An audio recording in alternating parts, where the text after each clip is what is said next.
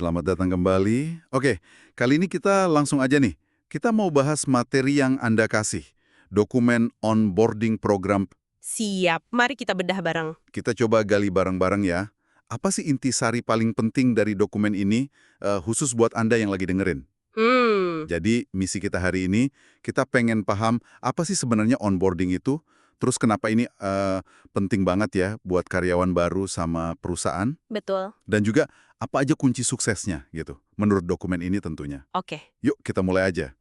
Nah, sumber ini bilang onboarding program itu intinya proses yang sistematis. Sistematis ya kuncinya. Iya, buat ngenalin karyawan baru ke perusahaan, kebudayaannya, kerjaannya, bahkan ya sampai ke rekan kerjanya juga. Lingkungan sosialnya berarti ya. Tujuannya, ya biar mereka cepet nyetel gitu, adaptasi lah istilahnya.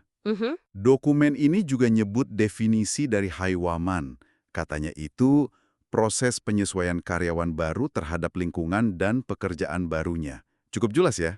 Iya. Definisi yang cukup padat.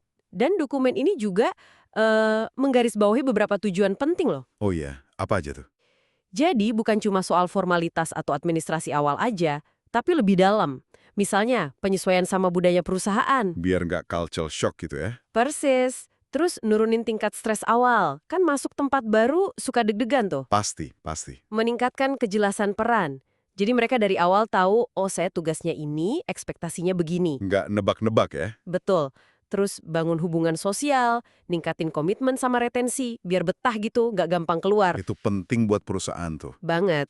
Sampai akhirnya, ya menyiapkan mereka untuk performa yang optimal. Ini jadi kayak fondasi awal gitu. Oke. Jadi jelas ya tujuannya banyak dan strategis. Terus, kenapa sih ini penting banget buat si karyawan barunya sendiri, menurut sumber Anda? Nah, ini menarik.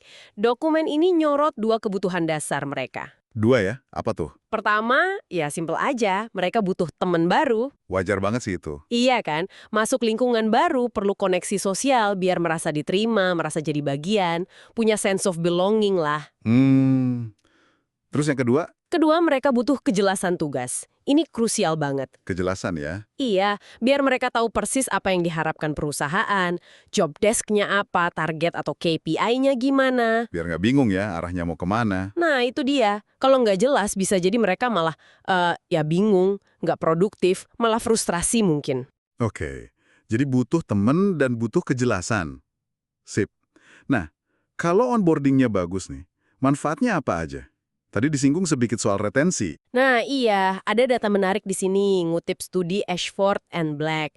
Manfaatnya itu nyata banget loh. Apa aja tuh contohnya? Kayak kepuasan kerja jadi lebih tinggi. Oh, oke. Komitmen ke organisasinya juga meningkat.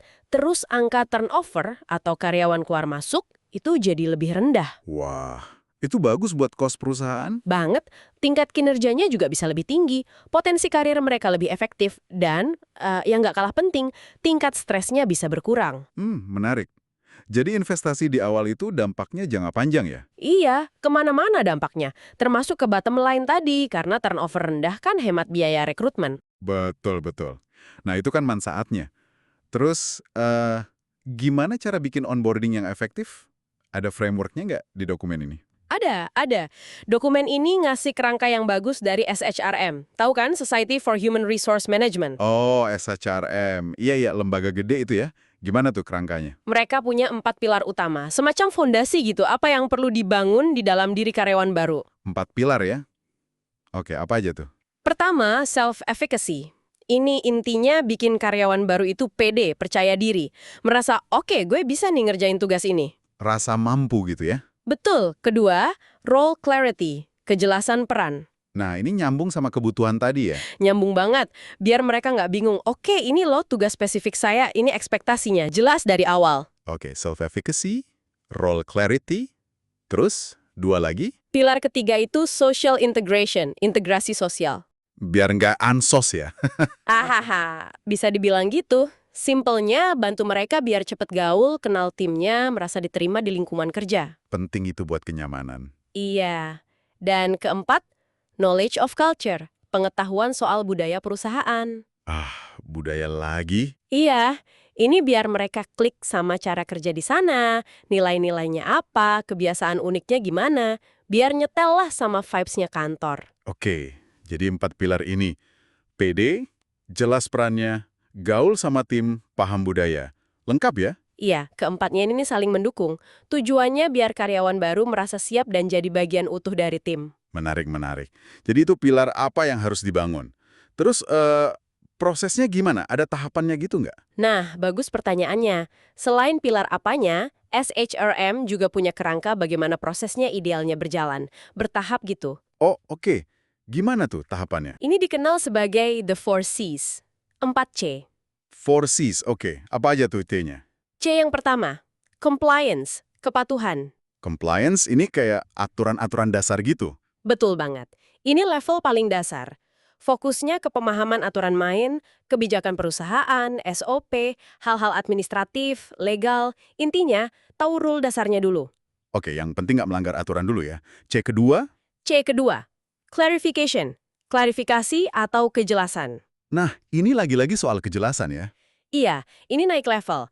Di sini karyawan dapat kejelasan soal job desk tadi, KPI, ekspektasi dari atasan langsung, menjawab pertanyaan, sebenarnya apa sih yang diharapkan dari saya di kerjaan ini? Oke, jadi dari aturan dasar, naik ke kejelasan tugas spesifik, lanjut C ketiga. C ketiga, culture, budaya. Budaya lagi, penting banget kayaknya ya ini. Penting banget. Di level ini, karyawan mulai dikenalin lebih dalam sama jiwanya perusahaan. Nilai-nilainya, cara kerja yang mungkin nggak tertulis, suasana timnya gimana, biar mereka paham dan bisa nyatu sama budaya unik di sana. Oke. Berarti udah mulai masuk ke hal-hal yang lebih soft ya. Betul. Dan C yang terakhir, yang keempat, paling tinggi. Connection, koneksi. Koneksi. Maksudnya networking gitu? Lebih dari sekedar networking. Ini fokusnya bangun relasi sosial dan emosional yang kuat. Jadi bukan cuma kenal nama atau jabatan, tapi benar-benar merasa terhubung. Terhubung sama siapa aja? Sama rekan kerja, sama timnya, bahkan sama perusahaan secara keseluruhan. Ada rasa memiliki, rasa jadi bagian dari komunitas yang lebih besar. Wah, dalam juga ya, sampai ke koneksi emosional. Jadi 4C, compliance, clarification, culture, connection. Dari aturan sampai rasa terhubung. Iya, lengkap dari yang paling basic sampai yang paling tinggi tingkatannya. Dan kalau semua ini dijalankan dengan efektif, ya pilar-pilar tadi sama 4C ini, dampaknya pasti positif banget ya menurut dokumen ini ya. Jelas banget. Karyawan baru jadi lebih cepat adaptasinya. Nggak butuh waktu lama buat panas gitu ya. Iya. Terus mereka jadi lebih engage, lebih terlibat aktif sama kerjaannya, sama timnya. Angka turnover bisa ditekan. Itu dia. Produktivitas juga lebih cepat tercapai, kan mereka udah jelas arahnya dan merasa didukung. Masuk akal. Bahkan, ini bisa ikut naikin citra perusahaan sebagai tempat kerja idaman, employer brandingnya jadi lebih kuat. Wow, efeknya luas ya ternyata. Banget. Makanya, kalau kita tarik benang merahnya nih dari materi yang Anda kasih ini, Gimana tuh kesimpulannya? jelas banget kalau onboarding itu bukan cuma sekedar program orientasi seminggu 2 minggu terus udah.